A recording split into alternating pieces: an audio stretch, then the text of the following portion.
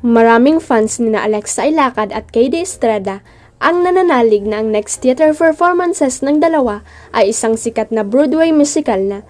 Bago kasi mag-Holy Week break ay magkasamang nanood ang KDLX Love Team ng musical play na Miss Saigon sa The Theater of Solaire. Pinusuan din ang netizen ang Instagram post ni Alexa ng photo nila ni KD sa billboard ng play na may caption na I still can move on from how incredible, sensational, and spectacular Miss Saigon PH was. The production and everyone involved deserved that standing ovation. Every scene and song was hair-raising and so beautifully haunting. May mga nagkomento nga sa IG post ni Alexa na sana nag-audition daw siya sa Miss Saigon dahil kayang-kaya raw ito ang lead role na Kim. Magaling umarte at maganda ang boses ni Alexa, kayang-kaya niya makipagsabayan sa global theater actors. Hindi rin mapakabog sa ganda ng boses si KD at palaban din sa aktingan. Nihirit pa ng netizens, hindi raw malayang mapanood sa Broadway musical play ang KDLX dahil superhit at umani ng katakot-takot na papuri ang una nilang theater play na walang aray kung saan gumanap sila bilang Tenyong at Julia. Nagsalita na ang talent manager at komedyanteng si RJ Diaz kaugnay ng isyong kinasasangkutan ng kanyang alagang si Kim Rodriguez na di umano'y may relasyon raw kay Mark Pingris. Mula kasi nang pumutok ang chika tungkol sa dalawa, ay marami ng netizens ang nangungulit sa kanya na magsalita at kumpirmahin kung totoo nga ba ito. Bagamat nauna nang idinay ng kampo ni Mark na walang katotohanan ang mga ito, gusto pa rin marinig ng madlang people ang panig ng aktres at kung ano ang masasabi ni RJ sa issue.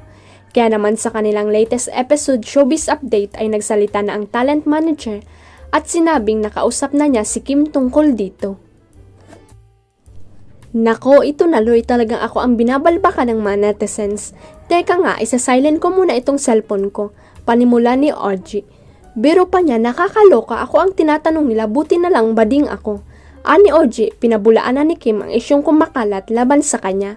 Yung totoo, nakausap ko nga itong si Kim Rodriguez dahil ako nga ay binulabog ng tawag, text at mga DM kaya kinausap ko yung alaga ko. Tinanong ko nga siya, Hoy Kim, ano ang totoo rito? Sagot niya, Tito, hindi po yan totoo. Sabi ni Orgy. Dito ay nabanggit ni Mama Loy ang iba pang larawan na kumakalat ng picture niya at ni Mark kasama ang tendera sa isang food stall. Hoy Kim, ano ang totoo dito? Tito, hindi po yan totoo. Ano ko si Kim dyan? O anong totoo dito? Dahil dun sa gasoline station, pareho kayong may picture ni Mark Pingris dun sa girl. Sabi sa akin ni Kim, punta ho ako dyan, nag-stop over ako dyan.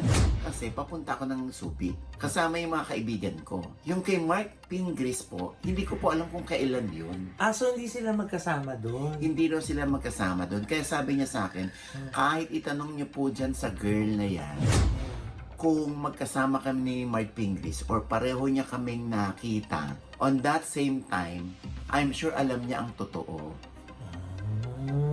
Yun. Huwag kalimutang i-click ang subscribe button at i-ring ang notification bell para sa latest at legit chika updates.